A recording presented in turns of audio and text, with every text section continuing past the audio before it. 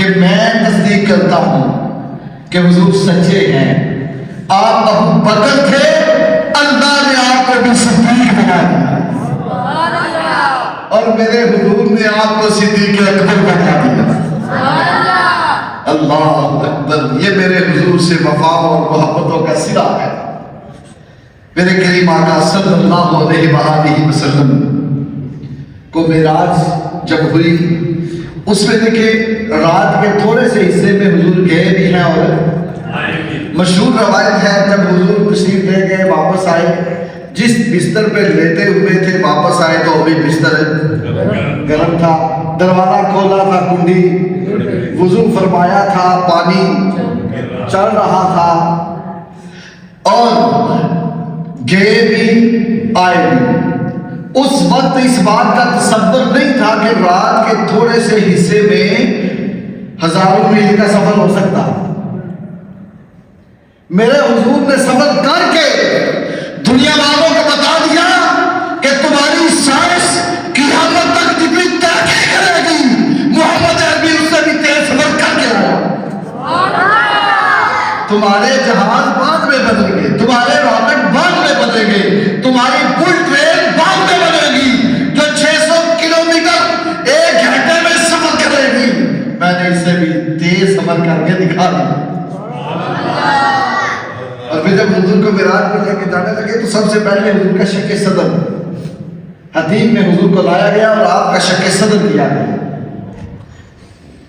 ہنسلی کی ہڈی سے لے کے ناف تک آپ کا مبارک سینہ جو ہے اس کو چیرا گیا، سات فرشتے ہیں، اور پھر دل مبارک باہر نکالا گیا اور اس کو آب زمزم سے دھویا گیا. پھر اس کو سینے میں رکھ کے مبارک دل کو جب اشارہ کیا تو سارا پیٹ اور سینہ جو ہے وہ سل گیا. یہ اوپن ہارٹ سرجری جو تھی 1400 سال بعد میں ہونی تھی، اور میرے حضور صلی اللہ علیہ وسلم کا سینہ مبارک چیر کر دل کو باہر نکال کر دنیا والوں کو بتا دیا گیا کہ میرے حضور کی شان یہ ہے جہاں جا کے تم 1400 سال بعد میں تجربے کرو گے میرا حضور تو اس مرحلے سے گزر گیا، اور تمہارا حال تو یہ ہوتا ہے تمہیں ہوش نہیں ہوتی، تمہیں پتہ نہیں ہوتا ہمارے ساتھ کیا ہو رہا ہے. اور میرے محبوب کی شان یہ ہے کہ میرے محبوب فرماتے ہیں جب فرشتے آئے انہوں نے مجھے لٹایا، میں دیکھ رہا تھا، میں دیکھ رہا تھا. انہوں نے میرے سینے کو چاک کیا، میں بولو نا دیکھ رہا تھا. اور انہوں نے میرے دل کو باہر نکالا، ایک جنتی تشت میں برتن میں رکھا اور میں دیکھ رہا تھا. انہوں نے میرے دل کو چیرا،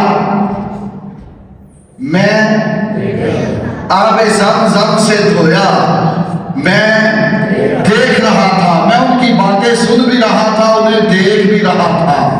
میرے کریم آقا صلی اللہ علیہ وسلم کا سینہ مبارک کھولا گیا، دل مبارک کھولا گیا، اس کو دھویا گیا، لیکن خون کا ایک قطرہ بھی نہیں نکلا. علماء فرماتے ہیں کہ جب جسم کو کاٹا جاتا ہے خون نکلتا ہے، یہ سب جانتے ہیں، لیکن حضور کا نہیں نکلا. اس کی وجہ کیا ہے؟ فرماتے ہیں جو خون نہیں نکلا، قطرہ ایک بھی نہیں نکلا، حضور دیکھ رہے تھے. اس کی وجہ یہ تھی قطرہ خون کا نہ نکلنے کی کہ میرے حضور نور تھے، حضور نور تھے. اور دوسرا حضور کا دل مبارک باہر ہے، سینہ چاک ہے، اور حضور دیکھ بھی رہے ہیں، سن بھی رہے ہیں، دیکھ بھی رہے ہیں، سن بھی رہے ہیں.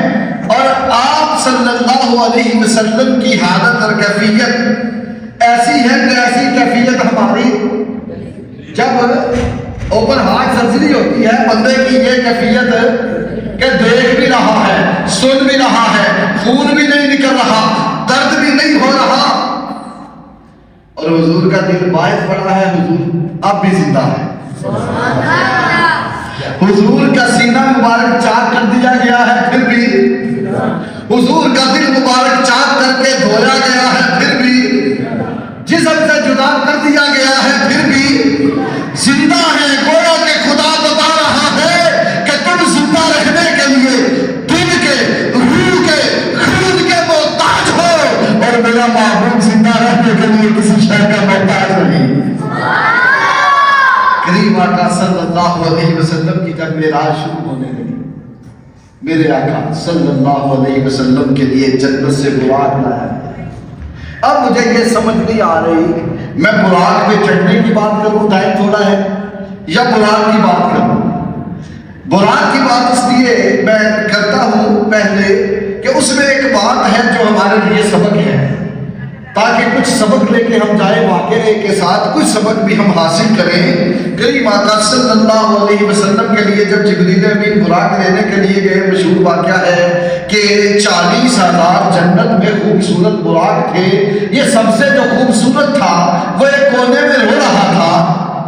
سارے خوش ہیں کہ آج ہو سکتا ہے میں سواری بنوں نبیوں کے تاجدار کی, شاید مجھے لے جایا جائے, شاید میرا انتخاب ہو. لیکن سارے خوش ہیں کہاں ایک کونے میں رو رہا ہے. جبریل امین نے اس سے پوچھا تو کیوں رو رہا ہے؟ سارے خوشیاں منا رہے ہیں. وہ کہنے لگا میں اس لیے رو رہا ہوں کہ 40,000 میں سے پتہ نہیں میری باری میرا مقدر جاگے گا کہ نہیں. ہم کی بیٹی ڈالتے ہیں نا 20 ممبر ہوتے ہیں تو پریشان ہوتا ہے پتہ نہیں نکلنی ہے کہ نہیں. 40,000 میں سے پتہ نہیں میرا نام آئے کہ نہ, اس لیے رو رہا ہوں. جبریل امین نے کہا چل لینے اس کو جانا ہے جو روتے کو ہنسانے کے لیے آنا ہے.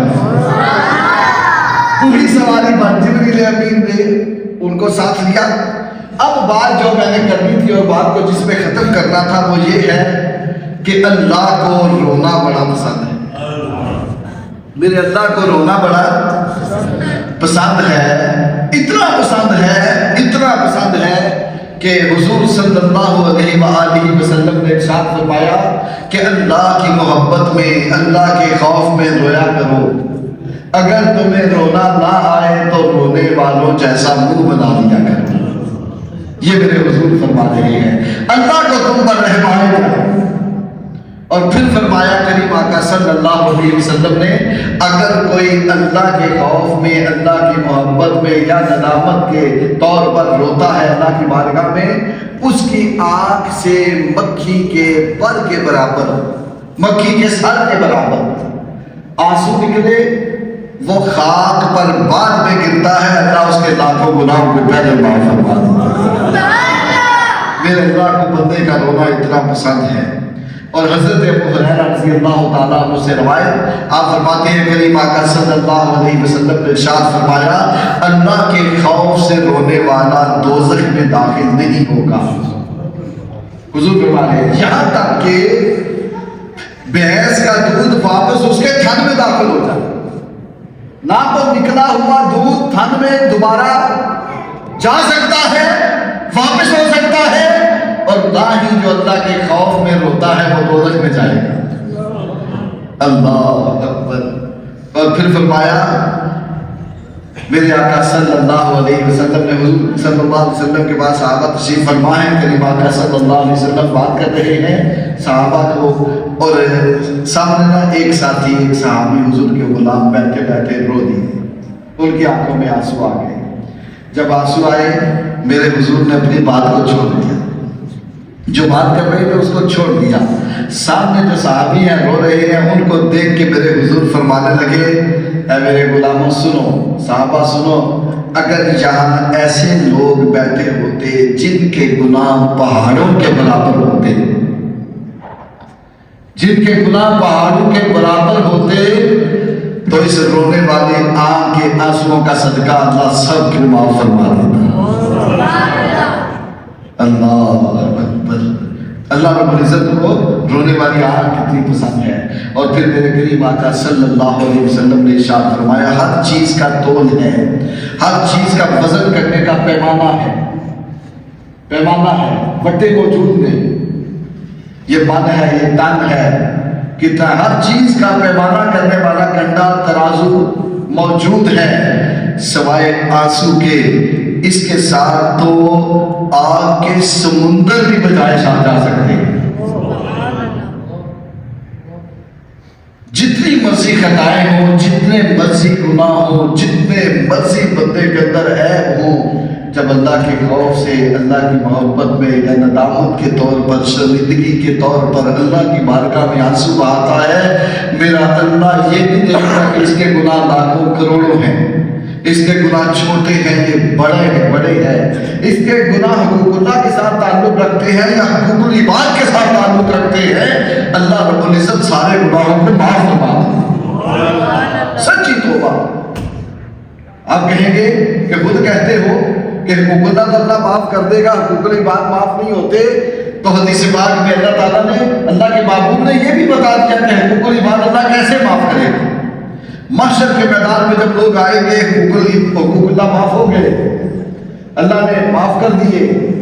جب ایسے لوگ جنہوں نے سچی توبہ کی ہوگی، حقوق العباد کا معاملہ آئے گا، لوگ آ جائیں گے کہیں گے یا اللہ اس نے یہ زیادتی کی تھی، یہ معاملہ کیا تھا، ہم اسے معاف نہیں کریں گے، اس نے ہماری چغلی کی تھی، ہماری غیبت کی تھی، ہم نہیں معاف کریں گے۔ اللہ فرمائے گا کر دو، اس نے معافی مانگ لی تھی، کہ یا اللہ نہیں۔ ہر بندے کی خواہش یہ ہوگی کہ اس کی نیکیاں مجھے مل جائیں، میرے گناہ اس کے پلے میں جائیں، میں نہ چاہوں، کہ یا اللہ معاف نہیں کریں گے۔ جب یہ کہیں گے نا تو اللہ تعالیٰ فرمائے گا اوپر دیکھو، جو کہیں گے معاف نہیں کریں گے ان کو اللہ فرمائے گا اوپر دیکھو۔ جب وہ اوپر دیکھیں گے نا، اوپر دیکھیں گے تو ان کو نا جنت کے بہت بڑے محلات نظر آئیں گے، بہت بڑی نعمتیں جنت کی نظر آئیں گی اوپر۔ وہ کہیں گے یا اللہ جن کے جو معاف نہیں کر رہے ان کو، وہ کہیں گے یا اللہ یہ محلات، یہ نعمتیں، یہ شانیں کس کو ملے گی؟ اللہ فرمائے گا جو میرے اس رونے والے بندے کو معاف کرے گا۔ اللہ اپنی بارگاہ سے برکتیں دے کے، بارگاہ سے نعمتیں دے کے، بارگاہ سے رحمتیں دے کے، بارگاہ سے عزتیں دے کے، بارگاہ سے محلات عطا کر کے رونے والے بندوں کی اللہ بخشش کرا دے گا۔ اللہ کی محبت میں رونا اللہ کو بڑا پسند ہے، اللہ کا قرب حاصل کرنے کے لیے رونا اللہ کو بڑا پسند ہے۔ اللہ تعالیٰ ہمیں رونے والی آنکھ عطا فرمائے، اللہ تعالیٰ ہمیں توبہ کرنے والی زبان اور دل عطا فرمائے، آمین۔